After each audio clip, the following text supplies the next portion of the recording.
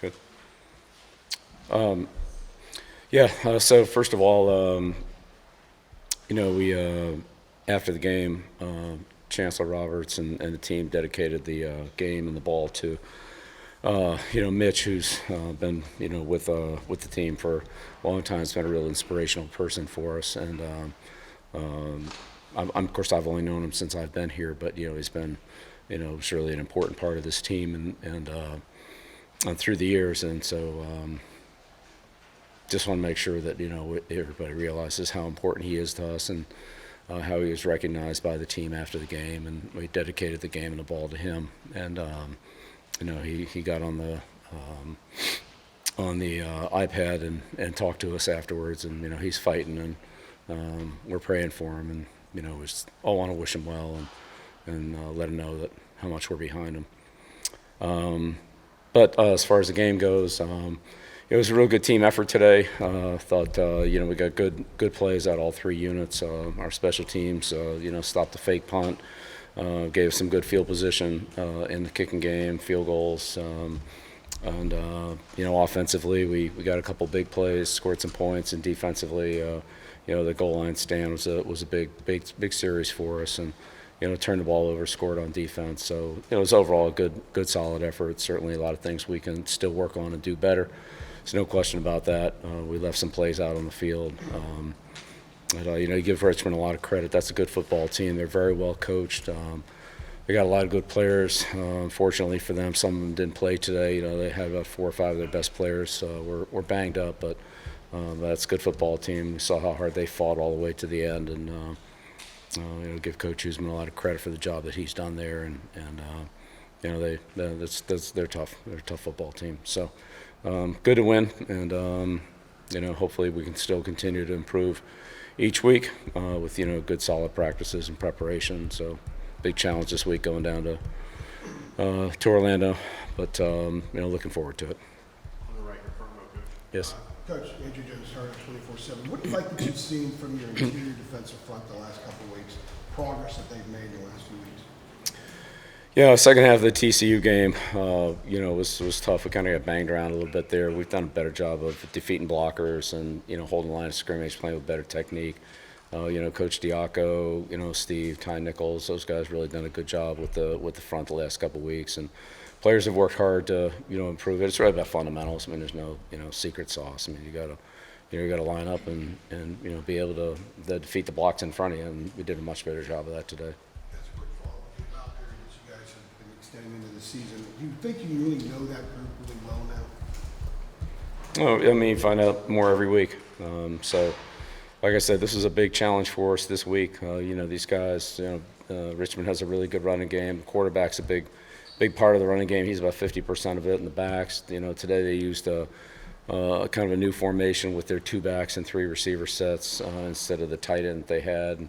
So they had some different, formations in motion on that caused us to make some adjustments to it. But they did a good job of that, and we tried to adapt to it as quickly as we could. But it's been an improvement every week. But there's still a lot of things we can do better. We tackled better, which is obviously is a big help too. Second row, right in the middle. Hey, Coach, speaking about Demond Jr.'s performance, I mean, he was awesome tonight.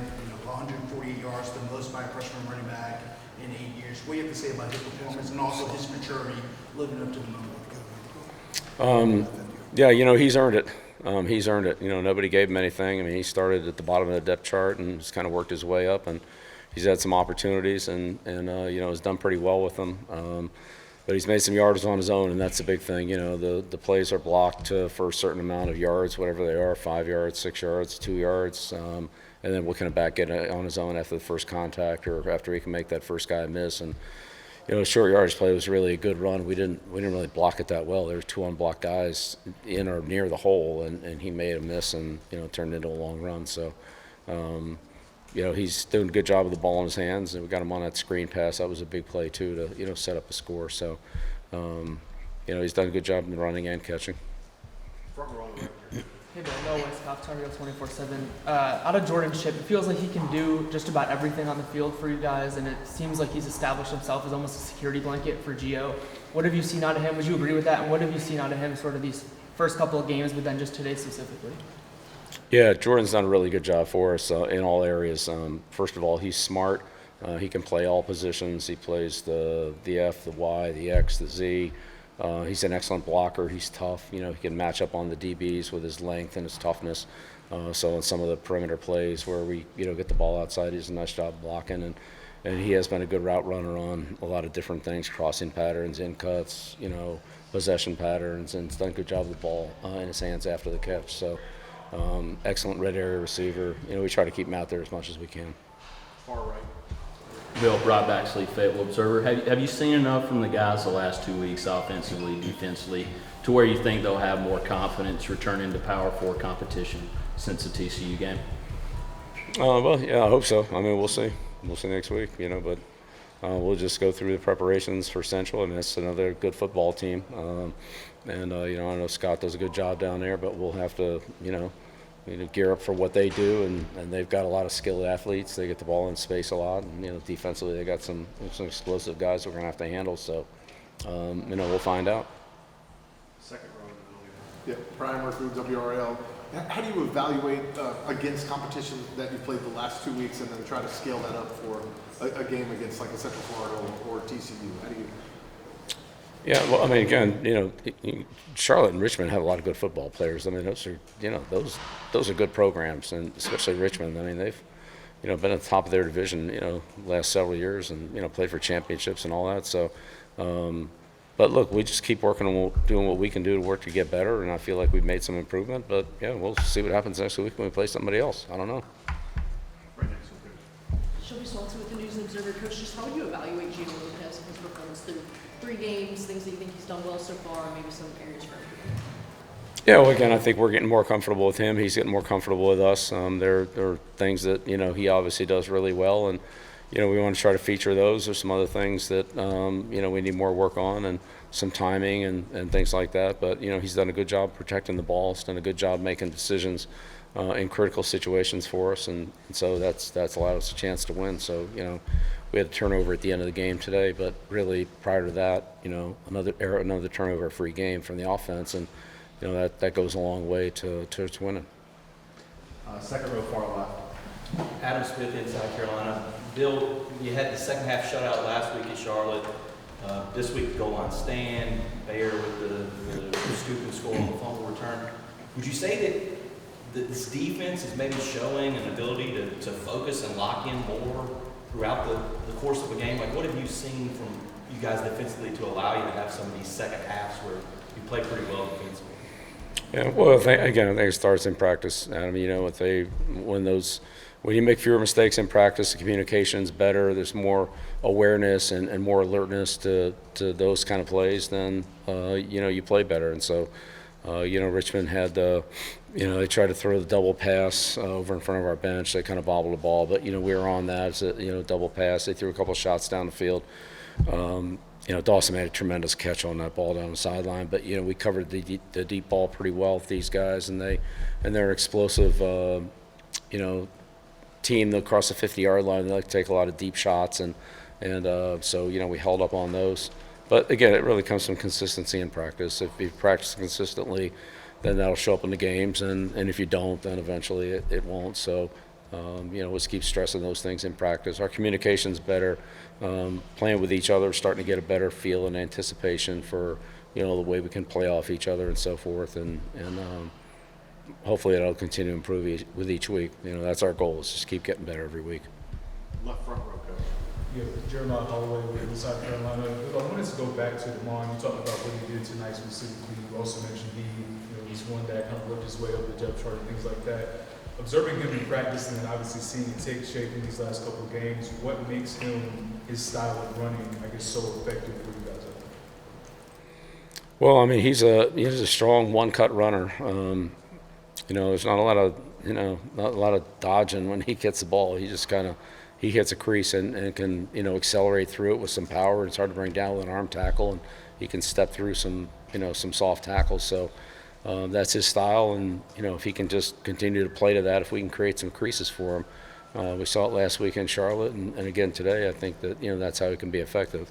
I mean, this is we're not talking about Gale Sayers here. I mean, this isn't like a scat back, jitterbug kind of guy, but he can hit it and go, and that's what he does best. So, hopefully we can get him in that situation. Two more. Front row on the left. Bill, Aiden Jensen, Tar Heels Wire. Going off of Adam's question, focusing on the defense, Mel Cart really showing he could be a leader on your defensive line. Had a huge day, 2 sacks. He had that fumble recovery. What can you say about his performance and with Price coming back later, how Mel Cart can lead that unit and help create success and consistency leading that unit throughout the rest of the season? Yeah, I think Mel Cart's been a great story for us. Came to us in Delaware and kind of, wasn't that big of a transfer coming in, but just kept getting better and better and better and better every day all through the spring. He had a good spring. By the end of the spring, he's probably our most productive defensive lineman. Of course, we didn't have Leroy at that point. He was still out. And then he just continued to build on that through the off season and training and when we got to training camp. So, he's just put a lot of consistency together. And that's a guy that you can count on to come in and work hard and do the right thing almost every single day, every single time. And he's earned a lot of respect and trust from his teammates, obviously, and the defensive coaching staff and certainly the head coach. But it's really been impressive how he's just improved so much in every area: his pass rush, his run defense, his playing space, his ability to stunt and run games. It just keeps getting better and better, and it's the kind of guy that you just love to work with because he continues to improve and just can take those little fine coaching points and continue to move into make him be effective for his game. Last one, on the second row on the right. Hey Bill, Jeremiah Tasha with Charles on SI. Going back to Damon June, what are some things or conversations you have had with him to give him confidence out there on the